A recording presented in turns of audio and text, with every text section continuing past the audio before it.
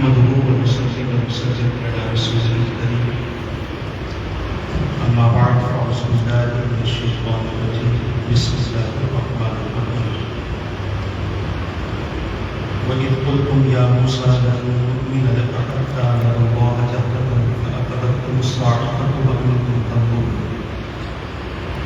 ثم بعثناكم من بعد موتكم لعلكم تشكرون آمنت بالله صدق الله العظيم وصدق رسوله النبي الأمين المختار الكريم ونحن على ذلك من الشاهدين والشاكرين والحمد لله رب العالمين. إن الله وملائكته يصلون على النبي يا أيها الذين آمنوا صلوا عليه وسلموا تسليما. اللهم صل وسلم وبارك على سيدنا ومولانا محمد وعلى آله وأصحابه وبارك وسلم صلاة وسلاما دائما عليك وعلى آلك وأصحابك يا رسول الله صلى الله عليه وسلم. عزیزان ملت اسلامیہ، محترم خواتین اسلام، ناظرین و سامعین کرام، سورہ بقرہ کی آیت نمبر 55 اور 56 کو تلاوت کرنے کا شرف حاصل کیا گیا ہے. اللہ تبارک و تعالیٰ کا ارشاد پاک ہو رہا ہے جس کا معنی اور مفہوم بھی ہے. اور جب تم نے کہا اے موسیٰ علیہ السلام ہم آپ پر ہرگز ایمان نہیں لائیں گے یہاں تک کہ ہم اللہ کو اپنے سامنے دیکھیں. سو تم کو ایک کڑک نے پکڑ لیا اور تم اس منظر کو دیکھ رہے تھے. پھر ہم نے تمہاری موت کے بعد تمہیں دوبارہ زندہ کیا تاکہ تم شکر ادا کرو. آپ میں سے جو حضرات پابندی سے اس درس قرآن کی محفل میں شریک ہوتے ہیں مجھے اس بات کا بخوبی علم ہے کہ بنی اسرائیل پر اللہ تبارک و تعالیٰ نے جو احسانات فرمائے تھے اس کا ذکر چل رہا ہے. یہ پوری اس مکمل رکوع میں شروع کی 2 آیتیں چھوڑ یا بنی اسرائیل اذکروا اور اس کے بعد واتقوا یوما لا تجزی نفس عن نفس ختم تھا. اس کے بعد آیتوں سے لے کر اب تک اور آئندہ بھی چند آیتوں میں اللہ تبارک و تعالیٰ نے بنی اسرائیل پر حضرت موسیٰ علیہ السلام کے زمانے میں خاص طور سے جو احسانات کیے تھے اس کو حضور اکرم صلی اللہ علیہ وسلم کی بنی اسرائیلیوں کو یاد دلایا جاتا ہے. ذرا دیکھ لو کہ تمہارے آبا و اجداد پر، تمہارے باپ دادا پر اللہ تبارک و تعالیٰ نے کتنے احسانات کیے تھے اور کس کس طریقے سے اللہ تبارک و تعالیٰ نے انہیں اپنی نعمتیں بھی عطا فرمائی اور ان کو رب کریم نے بڑی بڑی مصیبتوں سے محفوظ کروایا. اتنا سب کرنے کے باوجود تمہارے آبا و اجداد کی کیفیت یہ تھی کہ وہ لوگ حضرت موسیٰ علیہ السلام کی غائبانی میں جبکہ حضرت موسیٰ علیہ السلام کوہ طور پر تشریف لے گئے تھے اور بعض اکابرین اور محققین کے اقوال کے مطابق آپ کے ساتھ 70 لوگ بنی اسرائیل سے کوہ طور پر توریت لانے کے لیے گئے تھے. حضرت موسیٰ علیہ السلام کی تشریف لے جانے کے بعد آپ نے سنا کہ ان لوگوں نے ایک بچڑا بنایا اور اس کے سامنے کی مدد کی اور اس کے بعد حضرت موسیٰ علیہ السلام کو جب علم ہوا اور جب آپ توریت لا چکے افسوس بھی کیا، غصہ بھی کیا، سامری کو بددعائیں دی اور اپنی قوم پر اپنے غصے کا اظہار فرمایا. بچڑے کو جلا دیا گیا، اس کی راکھ کو پانی میں پھینک دیا گیا اور پھر آزمائش کی کہ اس پانی کو پیا جائے تاکہ ابھی بھی جن کے دلوں میں اس بچے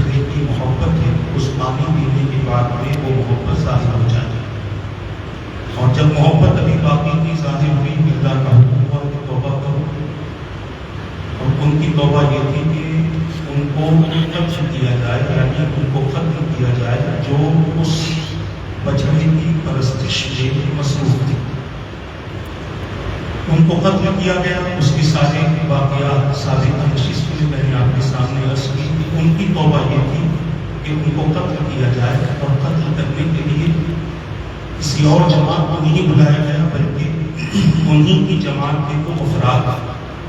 بعض محققین فرماتے ہیں کہ وہ 12,000 لوگ جو حضرت سیدنا ہارون علیہ السلام کے ساتھ تھے، انہوں نے نہ بت کی نہ بچڑے کی پرستش کی اور نہ اس پرستش کرنے والوں پر انہوں نے خاموشی کا اظہار کیا، بلکہ اس وقت میں بھی استقامت کے ساتھ وہ حضرت سیدنا ہارون علیہ السلام کے ساتھ میں موجود تھے۔ اللہ تبارک و تعالیٰ کا حکم ہوا کہ یہ لوگ ان لوگوں کو قتل کریں جنہوں نے بچڑے کی پرستش کی، اور جب بچڑے کی پرستش کرنے والوں کو قتل کیا جانے لگا اور آمنا سامنا ہوا تو قتل کرنے والے دیکھ رہے تھے کہ سامنے بھائی ہے، بیٹا ہے، چچا ہے، ماموں ہے، باپ ہے، اس طریقے کے رشتہ دار سامنے ہیں۔ ہمت نہیں ہو رہی تھی موسیٰ علیہ السلام سے کہ اللہ کے نبی کیسے قتل کریں، ان کے چہرے ہم کو دکھتے ہیں، ہمارے چہرے ان کو نظر آتے ہیں، اور ایسے دیکھتے ہوئے اس طریقے سے قتل کرنا تو ہمارے بس کی بات نہیں ہے۔ اللہ تبارک و تعالیٰ نے ایک بادل کے ٹکڑے کو بھیجا جو سیاہ تھا، اور اس میں دونوں ایک دوسرے کو نہیں دیکھ سکتے تھے۔ اس طرح یہ سلسلہ صبح سے شروع ہوا اور شام تک یہ سلسلہ چلتا رہا، اور لگ بھگ 70,000 بنی اسرائیلی قتل کیے گئے، صرف اس وجہ سے کہ انہوں نے بچڑے کی پرستش کی، اس کو اپنا معبود بنا لیا تھا۔ ان کی سزا بھی تھی اور ان کے لیے توبہ بھی تھی، اور اکابرین فرماتے ہیں کہ ان کی یہ سزا ان کے لیے اللہ کی رحمت بن گئی، اور اللہ تبارک و تعالیٰ نے تمام مرنے والوں کو شہیدوں کا مرتبہ عطا کیا۔ تمام مرنے والوں کو بے قدیر نے، چونکہ وہ توبہ پر جا رہے تھے، یعنی وہ لوگ اپنی جان کی قربانی دینے تیار ہو چکے تھے اور جان کی قربانی دی بھی جا رہی تھی۔ اس طرح 70,000 بنی اسرائیل ختم ہوئے، اور پھر حضرت موسیٰ و ہارون علیہ السلام نے اللہ تبارک و تعالیٰ کی بارگاہ میں دعا کی کہ مولا اگر یہی سلسلہ جاری رہا تو سب ختم ہو جائیں گے، تب انہیں معاف فرما دیں۔ اللہ تبارک و تعالیٰ نے اس بادل کے ٹکڑے کو ہٹایا اور ان کی معافی کا اعلان فرمایا۔ اب جب ان کو معافی مل گئی، ان کی توبہ قبول ہو گئی، تو اب بنی اسرائیل اپنے پھر سے ایک الگ انداز پر آئے۔ بنی اسرائیل اگر اس جماعت کو اگر آپ پڑھیں گے قرآن کریم میں، یہ بڑی عجیب قسم کی جماعت تھی۔ یہ انبیاء کو مانتے بھی تھے اور انبیاء کی نافرمانی بھی کرتے تھے، یہ انبیاء کی تکذیب بھی کرتے تھے، انبیاء کی بعض باتوں کو سنتے تھے، بعض باتوں کا انکار کر دیتے تھے۔ یہ بڑی عجیب و غریب قسم کی جماعت تھی۔ سب سے پہلے انہوں نے شرک میں اپنے آپ کو مبتلا کیا، اس سے اللہ تبارک و تعالیٰ نے جب انہیں بری کر دیا، ان کو آزاد کر دیا، تو اب آگے جو آیت ہم نے پڑھی ہے، اب اس میں نبی کی نافرمانی کا ذکر ہے، یعنی ان لوگوں نے کس طرح سے اللہ کے رسول کی اور اللہ کے نبی کی نافرمانی کی، اور نافرمانی کس انداز کی تھی کہ جب حضرت موسیٰ علیہ السلام نے ان سے کہہ دیا کہ اللہ تبارک و تعالیٰ نے تمہیں معاف کر دیا ہے، تمہارے گناہوں سے تم کو آزاد کر دیا ہے، تو اب ان کی ضد یہ تھی کہ نہیں، ہم خود اپنے کانوں سے یہ بات سننا چاہتے ہیں، ہمیں بھی سنوا دو تاکہ ہم آ کر لوگوں کو بتا دیں کہ اے لوگوں،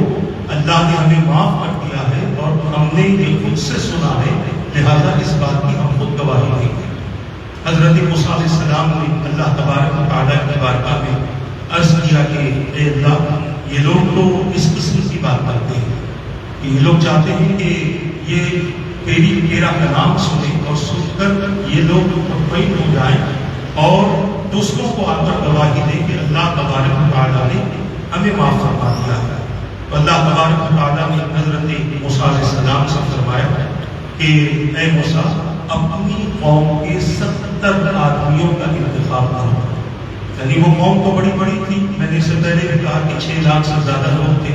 اگر اس میں 70,000 کے قتل کو نکال دیا جائے تو 5,30,000 آدمی یا اس سے زیادہ۔ حضرت موسیٰ علیہ السلام کے اس وقت میں امتی تھے، ان سب کو سنانا کوئی ضروری نہیں تھا۔ ان میں جو بڑے بڑے لوگ تھے، حضرت سیدنا موسیٰ علیہ السلام نے ان کا انتخاب فرمایا، ان کا انتخاب فرما کر ان سے فرمایا کہ دیکھو ہم تمہیں اللہ کا کلام سنائیں گے، اللہ تبارک و تعالیٰ کی طرف سے جب تم سن لو کہ تمہاری توبہ قبول ہوئی ہے، تم مطمئن ہو جاؤ اور تم اس بات کی گواہی اپنی قوم کے اندر آ کر دے دینا۔ لہذا لوگ تیار ہوئے، 70 لوگ، قرآن کہتا ہے وَاخْتَارَ مُوسَىٰ قَوْمَهُ 70 رَجُلًا بِمِيقَاتِنَا، جس کا معنی اور مفہوم یہ ہے کہ موسیٰ علیہ السلام نے اپنی قوم سے 70 مردوں کو سنا ہماری ملاقات کے۔ 70 لوگوں کو حضرت موسیٰ علیہ السلام نے چن لیا، پھر ان سے کہا اچھی طریقے سے غسل کرو، 3 دن روزہ رکھو اور 3 دن مسلسل اللہ تبارک و تعالیٰ کا ذکر کرو۔ لہذا ان لوگوں نے اس طریقے سے کیا۔ پھر حضرت سیدنا موسیٰ علیہ السلام انہیں کوہ طور پر لے کر گئے۔ مختلف روایتیں ہیں، میں تمام روایتوں کا مجموعہ آپ کے سامنے عرض کرنے کی سعادت حاصل کروں گا، اور تمام روایتوں کا مجموعہ صرف یہی ہے کہ اس قوم نے اللہ تبارک و تعالیٰ کے کلام کو سنا۔ انداز راوی کا کچھ الگ الگ ہے، میں جو روایت پیش کر رہا ہوں اس روایت سے آپ کو پتہ چل جائے گا کہ کس طریقے سے وہ لوگ حضرت سیدنا موسیٰ علیہ السلام کے ساتھ کوہ طور پر تشریف لے گئے۔ حضرت موسیٰ علیہ السلام جب کوہ طور پر پہنچے تو آپ پہاڑ کے اوپر چڑھ گئے اور نیچے ان لوگوں کو کھڑا کیا، اور بعض روایات میں آتا ہے کہ جب آپ پہاڑ کے قریب پہنچے تو ایک پہاڑ کا ٹکڑا آیا، ایک بادل کا ٹکڑا آیا جس نے سارے پہاڑ کو ڈھانپ لیا۔ دونوں روایتیں اسی طریقے کی ہیں کہ حضرت موسیٰ علیہ السلام اوپر گئے اور نیچے کی طرف یہ 70 بنی اسرائیل کھڑے تھے، اور ان سے حضرت موسیٰ علیہ السلام نے ارشاد فرمایا کہ جب بادل کا ٹکڑا یا کوئی چیز تمہارے قریب آئے جو تمہیں عجیب لگے تو فوری سجدے میں چلے جاؤ۔ حضرت موسیٰ علیہ السلام کی اس فرمان کے بعد موسیٰ علیہ السلام اوپر گئے، اوپر سے پہاڑ کا، اوپر سے بادل کا ٹکڑا آنے لگا، آتے آتے آتے آتے پورے پہاڑ کو اس نے اپنے احاطے میں لے لیا اور پورے پہاڑ کو اس نے ڈھانپ لیا۔ حضرت موسیٰ علیہ السلام کی بات کو انہیں یاد آ گئی، انہوں نے حضرت موسیٰ علیہ السلام کی بات کو یاد کر کے اپنے آپ کو سجدے میں ڈال دیا۔ جب وہ لوگ سجدے میں چلے گئے تو حضرت سیدنا موسیٰ علیہ السلام اللہ تبارک و تعالیٰ سے ہم کلام ہو رہے تھے، اور اللہ تبارک و تعالیٰ نے ان سے فرمایا، رب قدیر نے ان سے فرمایا کہ اے لوگوں میں تمہارا رب ہوں اور میں وہی ہوں جس نے تمہیں مصر سے حفاظت سے نکالا ہے، لہذا تم لوگ میری عبادت کرو، میرے علاوہ کسی اور کی عبادت نہ کرنا۔ اللہ تبارک و تعالیٰ کی طرف سے یہ حکم آیا، ان لوگوں کے کانوں تک یہ آواز پہنچائی گئی، اور جب یہ آواز مکمل ہوئی اس کے بعد وہ بادل دھیرے دھیرے چھٹنے لگا اور حضرت موسیٰ علیہ السلام بھی لوگوں کو نظر آنے لگے۔ موسیٰ علیہ السلام کی ایک کیفیت یہ ہوتی تھی کہ جب آپ اپنے رب سے ہم کلام ہوتے تھے تو ان کی پیشانی پر ایک نور چمکتا تھا، ایک روشنی چمکتی تھی، اور روشنی اس قدر تیز ہوتی تھی کہ ان کی پیشانی کو دیکھنے کی کوئی تاب نہیں لا سکتا تھا۔ اس قدر وہ روشنی تیز ہوتی تھی جس کی بنیاد پر بعض اکابرین نے فرمایا کہ حضرت موسیٰ علیہ السلام اسی کی وجہ سے اپنی پیشانی پر نقاب ڈالے ہوتے، پردہ ڈالے ہوتے، تاکہ اس روشنی کی وجہ سے کہیں کسی کی آنکھ کو نقصان نہ ہو جائے۔ یعنی آپ سمجھ سکتے ہیں کہ جب روشنی بہت تیز اچانک آپ کے سامنے آ جائے تو آپ کی آنکھوں میں اندھیرا آ جاتا ہے۔ کبھی کبھی روشنی اگر بہت زیادہ تیز ہو تو آنکھوں کی بینائی ضائع ہونے کا اندیشہ بھی ہوتا ہے۔ اسی لیے حضرت موسیٰ علیہ السلام اپنی پیشانی مبارک پر پردہ ڈال دیتے تھے تاکہ کسی کو کوئی تکلیف نہ ہو۔ جب یہ آواز سنا دی گئی، اللہ تبارک و تعالیٰ نے اپنے بندوں کو آواز سنا دی، تو اب ان لوگوں کی ہٹ دھڑکیں دیکھے، ان لوگوں کی نافرمانی دیکھے، ان لوگوں کو صرف اتنا تھا کہ ہمیں بھی معلوم ہو جائے کہ رب نے ہمیں معاف کر دیا۔ اللہ تبارک و تعالیٰ نے ان سے فرما دیا کہ اب میرے علاوہ کسی کی پرستش نہ کرنا، میں وہی ہوں جس نے تمہیں حفاظت کے ساتھ مصر سے نکالا تھا، اور بھی بہت کچھ اللہ تبارک و تعالیٰ کی طرف سے ان سے خطاب ہوا۔ جب یہ چیز ہو گئی تو اب اس پر انہیں مطمئن ہو جانا چاہتا تھا کہ اب ہمیں اللہ نے معاف کر دیا ہے، اور اس بات کی گواہی جا کر وہ اپنے لوگوں کو دینا تھا۔ مگر اب ان کی ضد کیا ہوگی کہ اب وہ کہنے لگے کہ اے موسیٰ، ہمیں تو معلوم ہی نہیں ہے کہ ہم سے رب نے کہا یا کسی اور نے کہا، ہم سے رب نے کہا یا تم نے کہا یا کوئی کہیں اور سے آواز آئی، ہمیں تو یہ پتہ ہی نہیں چلا۔ پوچھا آپ کیا چاہتے ہو؟ تو کہا جب تک ہم اپنے رب کو نہ دیکھ لیں تب تک ہم اس بات کا یقین نہیں کریں گے۔ اتنی بڑی بات ان لوگوں نے حضرت سیدنا موسیٰ علیہ السلام سے کر دی۔ اب آپ اندازہ کر سکتے ہیں کہ اللہ تبارک و تعالیٰ کی تجلی کی جب بات ہوتی ہے، محققین کا اس بات پر اتفاق ہے کہ اگر کسی ذات نے اللہ تبارک و تعالیٰ کا اپنے ماتھے کی آنکھوں سے جاگتے ہوئے دیدار کیا ہے تو وہ صرف ہمارے اور آپ کے آقا کی ذات ہے، محمد رسول اللہ صلی اللہ علیہ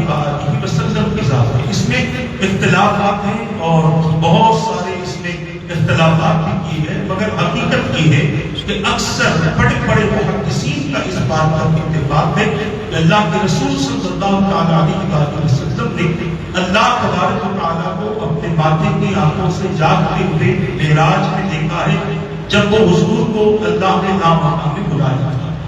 اب کیسے دیکھا؟ حضور اکرم صلی اللہ علیہ وسلم نے اس کا خلاصہ بھی فرمایا کہ میں نے اپنے رب کو اچھے انداز سے دیکھا ہے، اچھی صورت میں دیکھا ہے، یعنی وہ صورت کسی اور بندے کی نہیں ہو سکتی، وہ اللہ ہی کی اپنے شان کے مطابق صورت ہے، اس صورت میں میں نے اپنے رب کو دیکھا ہے۔ خیر اس تفصیل میں نہیں جانا، حضرت موسیٰ علیہ السلام بھی چاہتے تھے کہ اللہ تبارک و تعالیٰ کا دیدار کرے، اسی لیے آپ نے اللہ سے عرض کیا تھا ربی ارنی انظر الیک، اے میرے رب میں تجھے دیکھنا چاہتا ہوں، مجھے اپنا جلوہ دکھا دے۔ اللہ نے فرمایا لن ترانی، تم ہرگز مجھے نہیں دیکھ سکتے۔ یہ نہیں فرمایا کہ کوئی مجھے نہیں دیکھ سکتا، اگر یہ فرما دیا جاتا کہ کوئی مجھے نہیں دیکھ سکتا تو پھر بات جب حضور اکرم صلی اللہ علیہ وسلم کی آتی تو ممکن ہے کہ کچھ شبہات پیدا ہو سکتے تھے۔ رب نے فرمایا تم مجھے نہیں دیکھ سکتے، تو تم مجھے نہیں دیکھ سکتے کا مطلب یہ ہے کہ کوئی تو دیکھ سکتا تھا، تم مجھے نہیں دیکھ سکتے۔ ہاں اگر مجھے دیکھنا چاہتے ہو وَلَٰكِنِ انظُرْ إِلَى الْجَبَلِ فَإِنِ اسْتَقَرَّ مَكَانَهُ فَسَوْفَ تَرَانِي، اور کما قال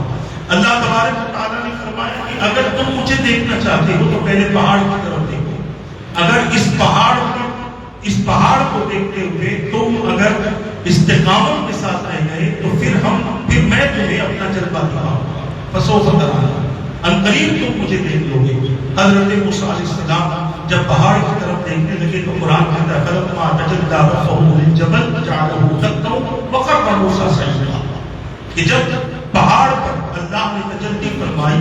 تو پھر قرآن کہتا ہے کہ وہ پہاڑ ریزہ ریزہ ہو گیا اور حضرت موسیٰ علیہ السلام بے ہوش ہو کر زمین پر گر گئے، بے ہوش ہو کر زمین پر گر گئے۔ فلما افاق، پھر جب افاقہ ہوا قال سبحانک تبت الیک، ہوش میں جب آئے تو عرض کرنے لگے مولا تیری ذات پاک ہے، میں تیری بارگاہ میں توبہ کرتا ہوں اور میں اول المؤمنین میں سے ہوں، یعنی سب سے پہلے ایمان والوں میں سے۔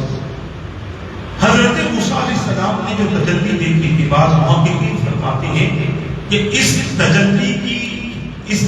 سے حضرت موسیٰ علیہ السلام کے آنکھوں کی روشنی کا عالم یہ ہوا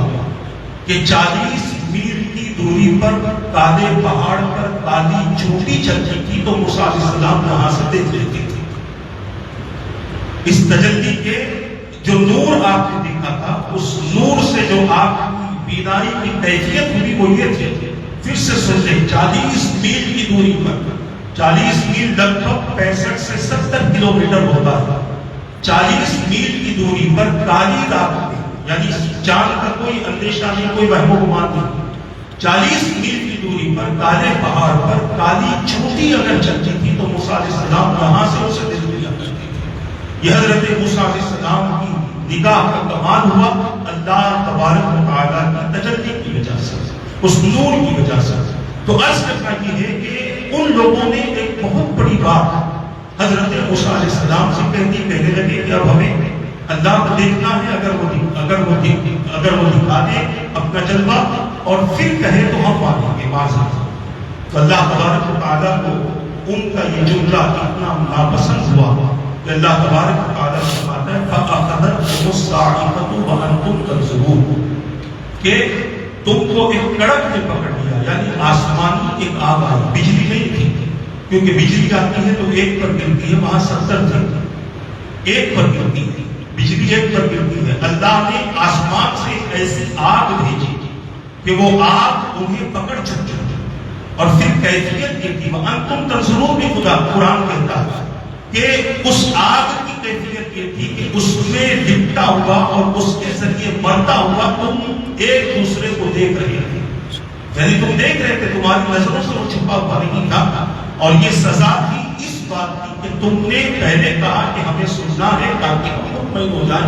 اور پھر کہتے ہو کہ ہمیں اللہ کو دیکھنا ہے۔ اللہ تبارک و تعالیٰ نے غضب کا اظہار فرمایا اور ان پر ایک آگ بھیجی، اور وہ آگ ان سب کو ختم کر ڈالا، اور جب یہ آگ نے انہیں ختم کر دیا تو حضرت موسیٰ علیہ السلام اللہ کی بارگاہ میں یہ گزاری کرنے لگے، عرض کرنے لگے مولا ان احمقوں کی وجہ سے، ان بے وقوفوں کی وجہ سے مولا تو مجھے سزا نہ دے، کیونکہ میں نے ان کا انتخاب کیا ہے ان کی قوم سے، ان کو چنا ہے ان کی قوم سے۔ اب اگر میں تنہا چلا جاؤں گا تو قوم کیا کہے گی کہ یہاں پر تو لوگوں کو مروا دیا، وہاں لے جا کر بھی لوگوں کو مروا دیا۔ اس طریقے سے قوم کے اندر گفتگو ہوگی، کیونکہ قوم بے وقوف ہے، قوم بے وقوف ہے، یعنی ان کے اندر کسی قسم کی عقل نہیں ہے، اور وہ مجھ پر زبردستی الزام لگائیں گے، اور موسیٰ علیہ السلام نے عرض کیا مولا اگر یہی بات ہے تو مجھے بھی ختم کر دیں تاکہ ان بے وقوفوں کا سامنا مجھ سے نہ ہو۔ اللہ کی بارگاہ میں جب بہت زیادہ آپ نے لیے وزاری کی تو اللہ تبارک و تعالیٰ نے ایک دن اور ایک رات ان لوگوں پر موت کو طاری فرمایا، اور حضرت موسیٰ علیہ السلام کی دعا پر انہیں پھر سے دوبارہ زندہ فرمایا، اور اسی کو قرآن کہتا ہے ثم بعثناکم من بعد موتکم لعلکم تشکرون، پھر ہم نے تمہاری موت کے بعد تمہیں دوبارہ زندہ کیا تاکہ تم شکر ادا کرو، تاکہ تم شکر ادا کرو کہ تمہیں تو مار دیا گیا، تم نے یہ سب دیکھ لیا تھا، یہ منظر دیکھتے دیکھتے تم مر گئے تھے، مگر ہم نے تم پر مہربانی کی، ہم نے تم پر اپنا کرم دکھایا، ہم نے تم پر پھر سے احساس کیا کہ ہم نے تمہیں پھر سے زندگی عطا کر دی، اور یہ زندگی عطا کرنے کی وجہ حضرت سیدنا موسیٰ علیہ السلام نے ان کی دعائیں ہیں، ان کی دعاؤں کی بنیاد پر تمہیں زندگی عطا کر دی گئی۔ اب اس میں علماء کا اختلاف ہے کہ کیا انہیں حقیقی موت دی گئی تھی یا ان پر بے ہوشی طاری کی گئی تھی، تو اکثر علماء یہ فرماتے ہیں کیونکہ قرآن کی یہ آیت بتاتی ہے کہ ان پر موت طاری کر دی گئی تھی، مگر حضرت قتادہ رضی اللہ تعالیٰ فرماتے ہیں کہ اللہ تبارک و تعالیٰ کے یہاں ابھی ان کی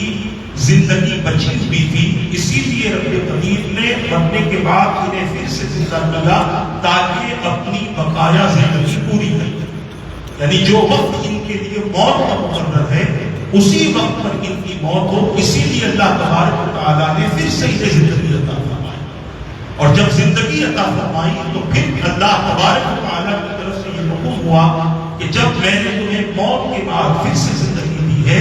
تو اے لوگوں تم اس بات پر میرا شکر ادا کرو، اور تم سمجھ لو کہ کس طریقے سے تم مر رہے تھے، مر گئے تھے، مگر میں نے تمہیں پھر سے زندگی عطا کر دی۔ یہ اللہ تبارک و تعالیٰ کی قدرت ہے، رب قدیر کی، کہ رب قدیر اپنی قدرت سے جو چاہے کرے، اپنے فیصلے سے جو چاہے کرے، اپنے ارادے سے جو چاہے کرے، یہ اللہ تبارک و تعالیٰ کی طرف سے فیصلے ہوتے ہیں۔ بندوں کو چاہیے کہ بندے ہر حال میں اپنے رب کا شکر ادا کرتے رہے۔ شکر کے تعلق سے میں نے بارہا آپ کے سامنے عرض کیا ہے کہ اللہ تبارک و تعالیٰ کے بہت کم بندے ایسے ہوتے ہیں جو اللہ تبارک و تعالیٰ کا شکر کرنے والے ہوتے ہیں، وہ قلیل من عبادی الشکور قرآن کہتا ہے کہ میرے بہت سے کم بندے ایسے ہیں جو میرا شکر ادا کرتے ہیں، لہذا شکر ادا کرنے والے کم ہیں، ناشکری ادا کرنے والے بہت زیادہ ہیں۔ رب نے ہمیں زندگی عطا فرمائی ہے، اور زندگی کی ہر سانس پر اللہ تبارک و تعالیٰ کا شکر ادا کرنا چاہیے، اللہ تبارک و تعالیٰ کی ذات کا شکریہ ادا کرنا چاہیے، کیونکہ یہ سانس چلتی چلتی رک گئی تو پھر ہمیں زندوں سے نکال کر مردوں کی فہرست میں ڈال دیا جاتا ہے، اور پھر وہاں سے ہمیں واپس لایا نہیں جاتا، قبر میں دفن کر دیا جاتا ہے، پھر خاندان والے چند مہینوں چند سالوں میں بھول بھی جاتے ہیں، 2-3 نسلیں بدلتی ہیں تو پھر پتہ بھی نہیں کہ ہمارے پردادا کی قبر کہاں ہے، پردادا کی قبر کہاں ہے، دادا کی قبر کہاں ہے، بعض لوگ یہ بھی بھول جاتے ہیں۔ تو بتانے کا مقصد اور منشا یہ ہے کہ جب تک دنیا میں ہم ہیں تب تک اپنے لیے کچھ کریں، اپنی آخرت کے لیے کچھ کریں۔ ہمارے مرنے کے بعد ہمارے لوگ جو کریں گے وہ میت جنازے کے دوسرے دن کریں گے جس کو زیارت کہتے ہیں، جنازے کے 10ویں دن کریں گے جس کو 10واں کہتے ہیں، 20واں کہتے ہیں، مہینے کی فاتحہ کہتے ہیں، چہلم کہتے ہیں۔ اس کے بعد پھر سال بھر بعد یاد کریں گے کہ اب برسی ہے۔ اس درمیان ہمیں صرف یاد کیا جائے گا، ہمارے لیے کچھ نہیں کیا جائے گا۔ تو جو کچھ کرنا ہے وہ ہمیں ہی کرنا ہے، کسی پر آپ ڈپینڈ نہ ہو کہ میرے جانے کے بعد یہ کچھ کرے گا۔ کر دے تو بہت اچھا ہے، اور اگر نہ کرے تو پھر ہم خالی ہاتھ رہیں گے، ہمارے پاس کچھ نہ ہوگا۔ جن کے لیے کمایا تھا، جن کے لیے محنت کی تھی، جن کے لیے رات بھی نہیں کیا تھا، جن کے لیے دین کی قربانیاں دی تھی، جن کے لیے نہ دن میں سوتا تھا نہ رات میں سوتا تھا، سب کچھ کرتا تھا، مگر جب وہ مر گیا تو اس کے لیے کسی نے کچھ نہیں کیا۔ اولاد بھول گئی کہ میرے باپ نے رات رات بھر محنتیں کر کے میرا پیٹ پالا ہے، بیوی بھول گئی کہ دن دن میرا شوہر محنت کر کے میرا پیٹ پالتا رہا، میری اولاد کو سنبھالتا رہا، اس کی ضرورتوں کو پورا کرتا رہا۔ یہ سب کچھ بھول جائیں گے، کیونکہ 40 دن کے بعد اگر آپ کی گھر والوں کو یاد آئے گی تو برسی پہ یاد آئے گی، اس سے پہلے آپ کی یاد نہیں آئے گی، اس سے پہلے سوچیں گے بھی نہیں کہ آپ کے لیے کچھ کرنا ہے، الا ماشاءاللہ نسب کی بات نہیں کر رہا۔ تو بہتر کیا ہے کہ بندہ دنیا ہی میں وہ عمل کرے جس عمل کی وجہ سے اللہ تعالیٰ اپنے بندوں کو بہت زیادہ عطا فرماتا ہے۔ کہاں سے زیادہ ملتا ہے؟ 2 باتیں ہیں، لئن شکرتم لأزیدنکم، اگر تم میرا شکر ادا کرو گے تو میں تمہیں زیادہ دوں گا۔ کسی بھی معاملے میں آپ پانی پیو الحمدللہ کہو، کھانا کھاؤ الحمدللہ کہو، نماز پڑھو الحمدللہ کہو، ذکر کرو الحمدللہ کہو، درود پڑھو الحمدللہ کہو، جو آپ نیک عمل کریں یا جو بھی اپنی جسم کی ضرورتوں کے لیے جائز چیزوں کا استعمال کریں، آپ اللہ کا شکر ادا کریں، اللہ اس میں اضافہ فرمائے گا۔ اور اگر آپ نے اللہ کا شکر ادا نہیں کیا، ہم نے اللہ کا شکر ادا نہیں کیا، تو پھر ہمیں کچھ ملنے والا نہیں، ہم خالی ہاتھ رہیں گے، ہمیں کچھ ملنے والا نہیں۔ تو بتانے کا مقصد ہونا چاہیے، ایک چیز ہے شکر جس سے بندے کو زیادہ ملتا ہے، ایک چیز ہے صبر جس سے بندے کو مولا ملتا ہے۔ اللہ ہی مل جاتا ہے اس بندے کو جو بندہ صبر کیا کرتا ہے۔ تو یہ دونوں نعمتیں اللہ نے اپنے بندوں کے لیے دنیا میں رکھی ہے، ملتا رہے تو شکر ادا کرو، نہ ملے تو صبر کرتے رہو۔ صبر کرنے کے فائدے زیادہ ہیں شکر سے، کیونکہ شکر کرنے سے زیادہ ملتا ہے، صبر کرنے سے اللہ ملتا ہے۔ تو جسے اللہ کا قرب چاہیے وہ مصیبتوں پر صبر کرتا رہے، آزمائشوں پر صبر کرتا رہے، مگر کسی بھی حال میں وہ اللہ کا شکر ادا کرنا نہ چھوڑے۔ اپنے گھر سے نکلا،